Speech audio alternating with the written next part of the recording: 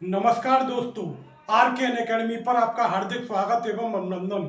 दोस्तों, आज हम मौर्योत्तर काल के बारे में जानकारी प्राप्त करेंगे। मौर्योत्तर काल में हम शुंग वंश के बारे में अध्ययन करेंगे।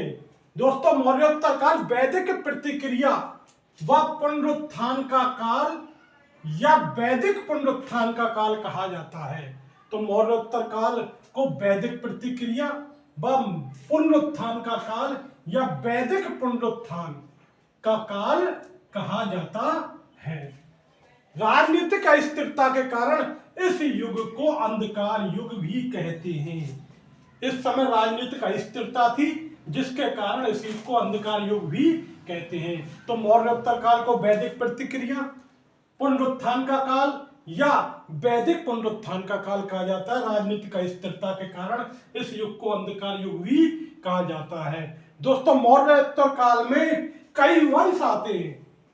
तो सबसे पहले स्थानीय वंश, उनमें शुंग वंश, कर्ण वंश व सतवाहन वंश आते हैं। मौर्योत्तर काल में शुंग वंश के बारे में जानकारी प्राप्त करेंगे, कर्ण वंश के बारे में हमने जानकारी प्राप्त कर लिया, सतवाहन वंश के बारे में जानकारी प्राप्त करेंगे। विदेशी आक्रमणकारियों में यवन, शक, पल्लव व कुषाण आते हैं। मौर्योत्तर काल में स्थानीय वंश कौन कौन से थे? शुंग वंश, कर्ण वंश, सतवाहन वंश।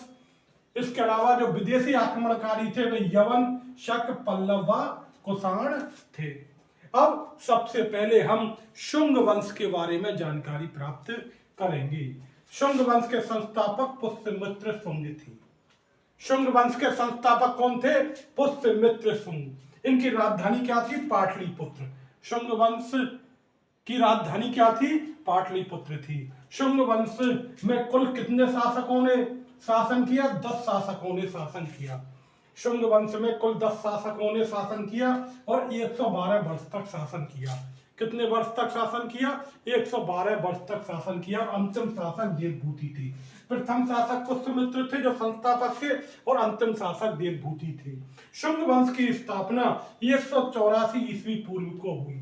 शुंग वंश की जो स्थापना हुई थी वह 184 ईस्वी पूर्व को हुई थी। और मौर्य वंश के सेनापति पुष्यमित्र शुंग ने अंतिम मौर्य सम्राट भद्रथ की हत्या कर शुंग वंश की स्थापना की।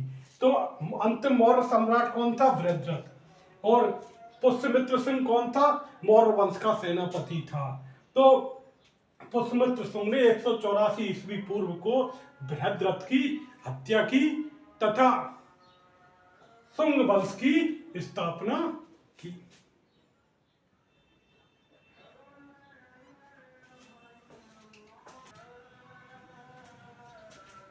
दोस्तों, शुंग वंश के इतिहास की जानकारी के स्रोतों के बारे में अध्ययन करेंगे।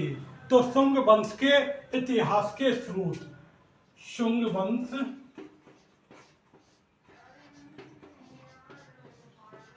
के इतिहास को जानने के स्रोत कौन कौन से हैं उनके बारे में जानकारी प्राप्त करेंगे, जिनसे शुंग वंश के बारे में जानकारी प्राप्त होती है। नंबर 1 पुराण। नंबर 1 पुराण। अब पुराणों में मुख्य कौन कौन से जिनसे शुंग वंश के बारे में जानकारी प्राप्त होती है?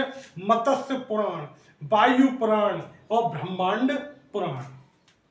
मत्स्य पुराण, मत्स्य पुराण, वायु पुराण, वायु पुराण, और तीसरा है ब्रह्मांड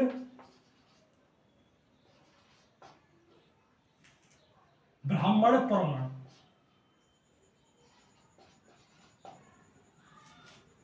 तो मत्स्य पुराण, वायु पुराण तथा ब्रह्मांड पुराण, इनसे जानकारी मिलती है शुंग वंश के बारे में। इसके अलावा हर्ष चरित्र, हर्ष चरित्र यह किसकी पुस्तक है?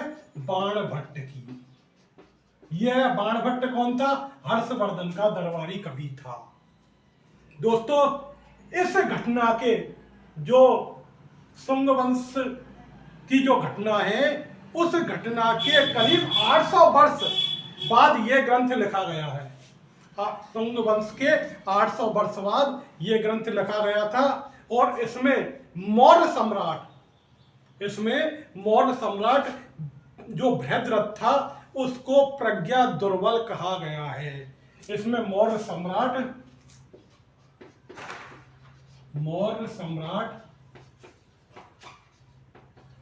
बृहद्रथ को क्या कहा गया है? प्रज्ञा दुर्बल कहा गया है। इसमें मौर्य सम्राट बृहद्रथ को प्रज्ञा दुर्बल कहा गया है। किसमें? हर्षचरित में। ये किसकी पुस्तक है? बाण भट्ट की पुस्तक है। इसके अलावा हमें शुंग वंश के बारे में कहां से जानकारी मिलती है? गार्गी संहिता से। कहां से जानकारी मिलती है? गार्गी संहिता से भी जानकारी मिलती है। इसके अलावा महाभाष्य, और ये महाभाष्य किसका है? पतंजलि का।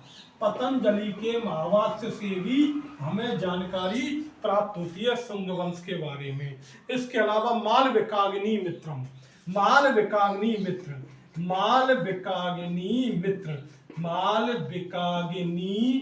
मित्र ये किसका है? कालिदास। ये किसका है? कालिदास। इससे भी शुंग वंश के बारे में हमें जानकारी प्राप्त होती है। इसके अलावा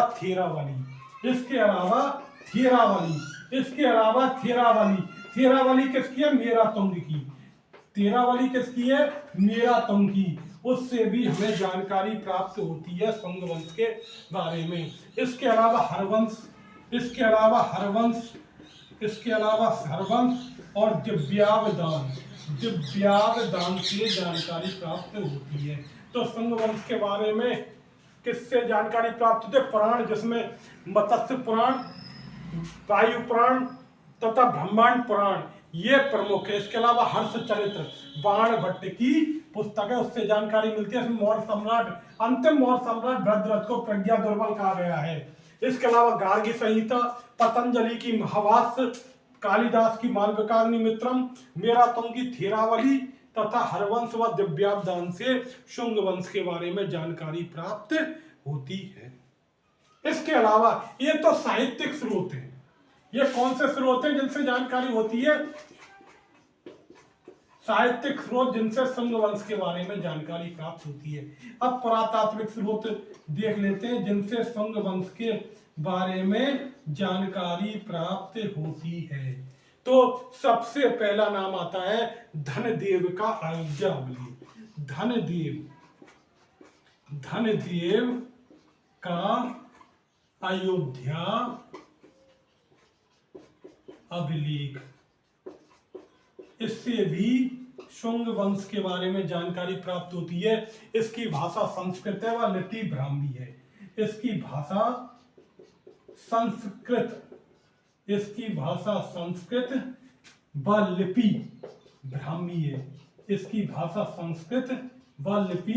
ब्राह्मी है। जिससे जानकारी प्राप्त होती है शुंग वंश के बारे में। इसके अलावा हेलियोडोरस का बेसनगर लेख, हेलियोडोरस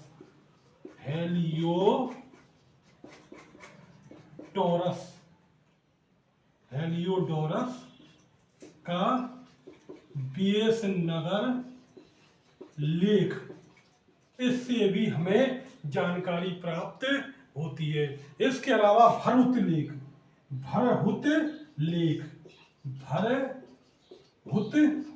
लेख। इसके अलावा सांची स्तूप, इससे भी हमें शुंग वंश के बारे में जानकारी प्राप्त होती है। इसके अलावा अयोध्या, अहिछत्र तथा मथुरा से प्राप्त शुंगकालीन मुद्राएं। अहिछत्र,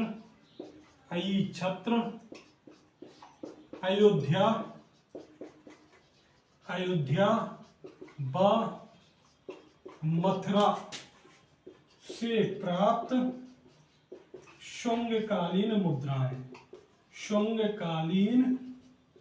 मुद्राएं, इससे भी हमें शुंग वंश के बारे में जानकारी प्राप्त होती है। इसके अलावा बिहार के कटारगढ़ से शुंग काल में जो सुरक्षा प्राचीर थी वह पाई गई है। बिहार में मुजफ्फरपुर जिला है, उसमें कटारगढ़ नामक स्थान है, वहां पर शुंगकालीन जो सुरक्षा प्राचीर है वह पाई गई है। कहां पर पाई गई है? बिहार के मुजफ्फर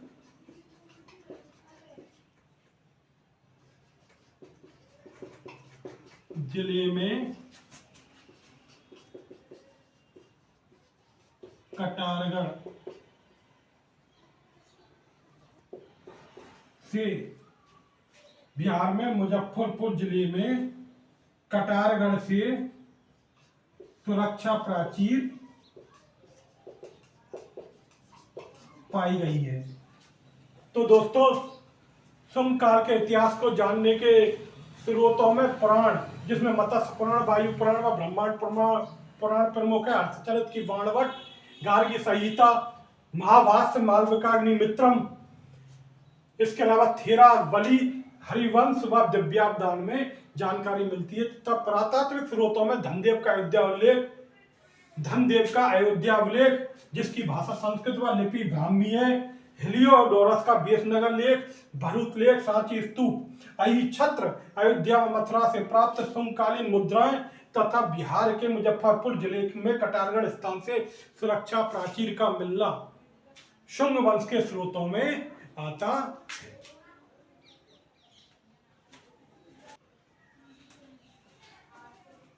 दोस्तों, शुंग वंश की उत्पत्ति के बारे में देख लेते हैं कि शुंग वंश के बारे में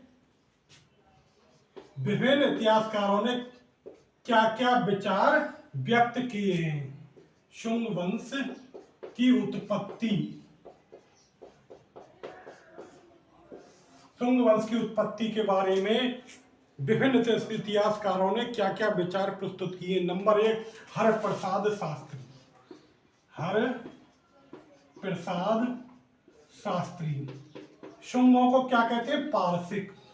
शुंगों को पारसिक कहते हैं। हरप्रसाद शास्त्री शुंगों को पारसिक कहते हैं क्योंकि शुंगों वंश के जो शासक हैं उनके नाम के पीछे मित्र लगा हुआ है।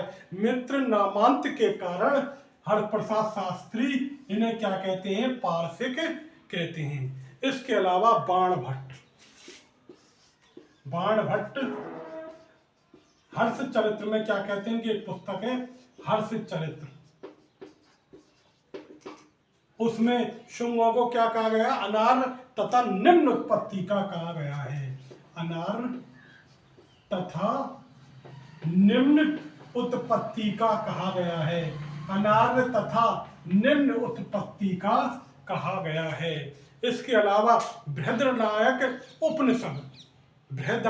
उपनिषद में शौंगी पुत्र आचार्य का उल्लेख हुआ है।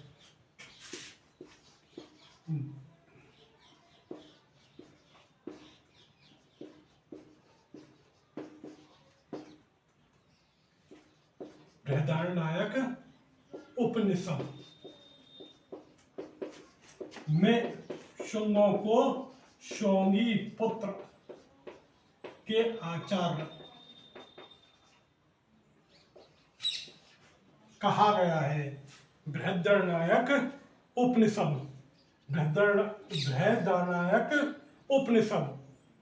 में इनको क्या कहा गया है? शौंगी पुत्र आचार्य का उल्लेख हुआ है। इसमें शौंगी पुत्र आचार्य का उल्लेख हुआ है। किसमें हुआ है? बृहदारण्यक उपनिषद में। इसके अलावा आसवालयन सूत्र में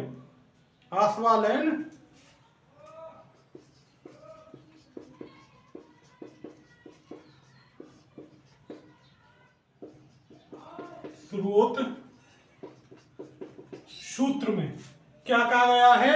इनको शुंगों का उल्लेख आचार्यों के रूप में हुआ है। शुंगों का उल्लेख आचार्यों के रूप में हुआ है। शुंगों का उल्लेख आचार्यों के रूप में हुआ है। बृहदारण्यक उपनिषद में शौंगी पुत्र आचार्य का उल्लेख है, जबकि आसवालयन सूत्र सूत्र में आचार्यों के रूप में शुंगों का उल्लेख हुआ है। अर्थात शुंग ब्राह्मण पुरोहित प्रतीत होते हैं। शुंग क्या प्रतीत होते हैं? ब्राह्मण पुरोहित। शुंग ब्राह्मण पुरोहित प्रतीत होते हैं। शुंग ब्राह्मण पुरोहित प्रतीत होते हैं। जबकि पाणिनि ने इन्हें भारद्वाजीय गोत्रीय बताया गया है। भारद्वाजीय गोत्रीय ब्राह्मण बताया है। पाणिनि ने इन्हें भारद्वाजीय गोत्रीय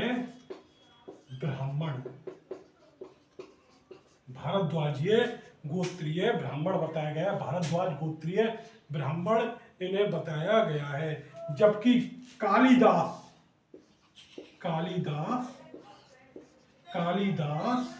की माल बिकाग्नि मित्र, कालिदास की माल बिकाग्नि मित्र में इन्हें क्या बताया गया है? बैम्बिक कुल का ब्राह्मण बताया गया है। बैम्बिक कुल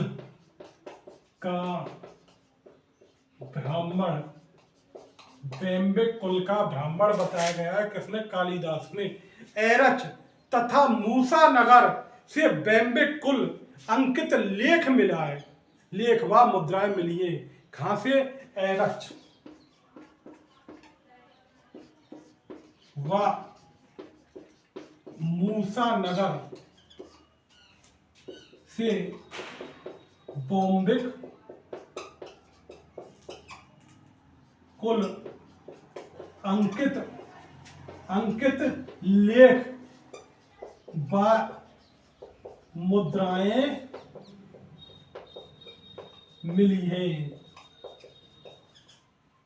एरच व मूसा नगर से बॉम्बे कुल अंकित लेख व मुद्राएं मिली है। इसके अलावा H.C. राय चौधरी भी इस मत से सहमत हैं। कौन? H.C. राय चौधरी भी इस मत से सहमत हैं।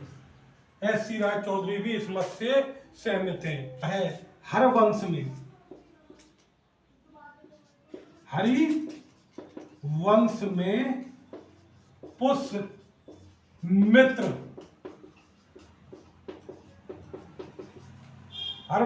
पुष्यमित्र शुंग को क्या कहा गया है? काश्यप गोत्रीय द्विज। काश्यप गोत्रीय द्विज यानी काश्यप गोत्रीय ब्राह्मण कहा गया है। तथा औदभिज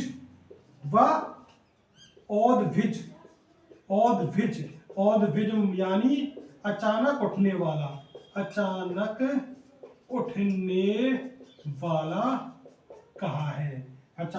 वाला कहा है। तो दोस्तों, शुंग वंश की उत्पत्ति के बारे में विभिन्न इतिहासकारों के भिन्न भिन्न विचार हैं। तो हरप्रसाद शास्त्री ने इन्हें पारसिक कहा है, क्योंकि शुंग वंश के शासकों के नाम के आगे मित्र शब्द का प्रयोग हुआ है, मित्र नामांत के कारण। बाण भट्ट की हर्षचरित्र में इन अनार्य तथा निम्न उत्पत्ति का कहा है। बृहदारण्यक उपनिषद में इन्हें सौंगी पुत्र के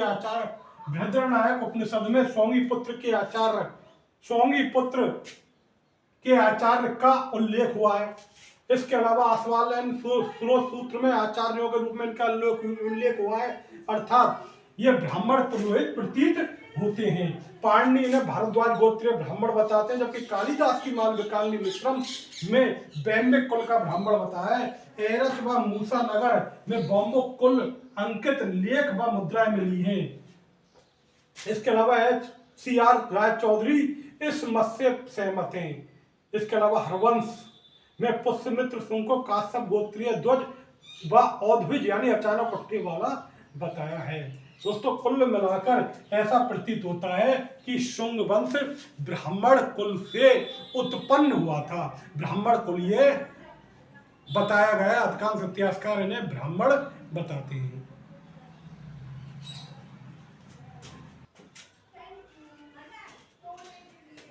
दोस्तों इस चैनल को सब्सक्राइब करें, लाइक करें तथा शेयर करें। नमस्कार दोस्तों।